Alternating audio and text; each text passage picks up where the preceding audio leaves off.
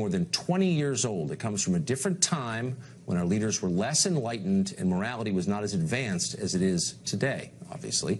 We're broadcasting it purely for its historical value. Now, that said, you might still want to remove children and the elderly from the room as it plays.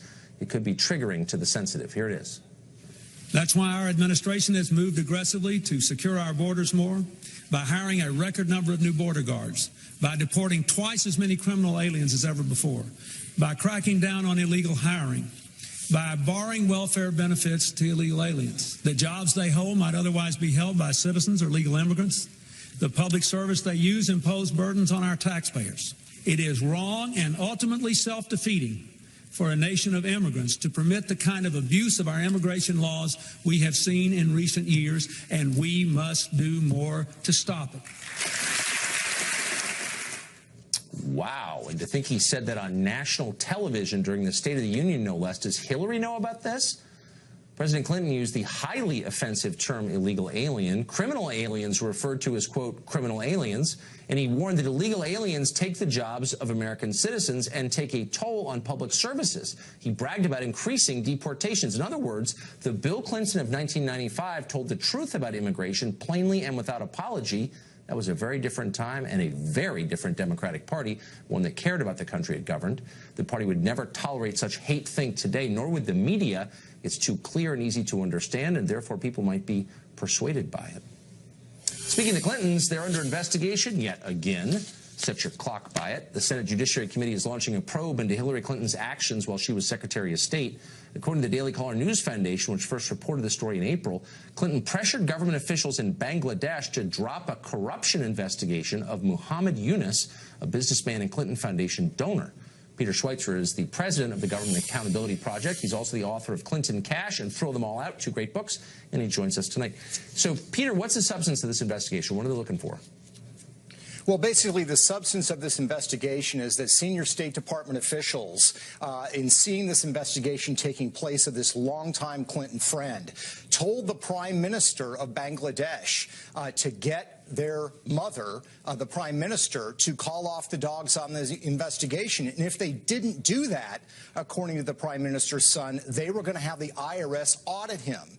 The son of the Bangladeshi Prime Minister lives in the United States, has been here for 17 years, so it was a very serious threat. And based on what that individual has said, it's a pretty detailed claim. I think that's why Senator Grassley is saying this needs to be investigated. So is it typical for a Secretary of State to insert herself into the internal politics of Bangladesh? No. I mean, look, I think we could all say this is a family friend. It would have been fine to say, hey, how's this investigation going? Do you know, where do you think it's going to lead? But to essentially be charged with sicking the IRS on foreign government officials and their families for these purposes is way beyond the pale. And unfortunately, Tucker, it fits the pattern of the kind of behavior that the Clintons engage in, which is using government power as a tool and a cudgel against the opponents or people that are looking for wrongdoing that's taking place either by them or by their powerful friends. Right. As anyone who works at a non-liberal foundation in D.C., whose tax-exempt status was held up by Lois Lerner, can tell you firsthand. So what about the broader investigations into the Clinton Foundation's activities? Are they ongoing? Will they be? What's the status? Well, I know that the FBI continues to look into the Clinton Foundation on a number of levels, some of them in the pay-to-play charges, others related to their sort of keeping of the books or the cooking of the books, and those are ongoing. And look, a lot of people will say, Tucker, well, you know, she lost, what's the big deal? I think the issue is win or lose. If this kind of behavior is allowed to go on, and it's not even investigated by federal authorities, it just encourages this kind of behavior by the political class, whether they're Republicans or Democrats. So I've said from the beginning there needs to be either an independent counsel or there needs to be a grand jury to look into these charges so they get aired and looked at once and for all, and we can either put this to rest or we can have a trial where charges are actually brought. Well, sure, and it would, you know, dropping them undermines people's belief in the rule that everyone's treated equally under the law. Kind of weird, though. I feel like I know an awful lot about a number of FBI investigations in progress because the leaks show up in the newspaper every day. I haven't seen any leaks out of this investigation. No, that's right. Really, since the campaign, when the Wall Street Journal ran the front page piece on this investigation, it's been very quiet. I know from personal knowledge that the investigation's going on.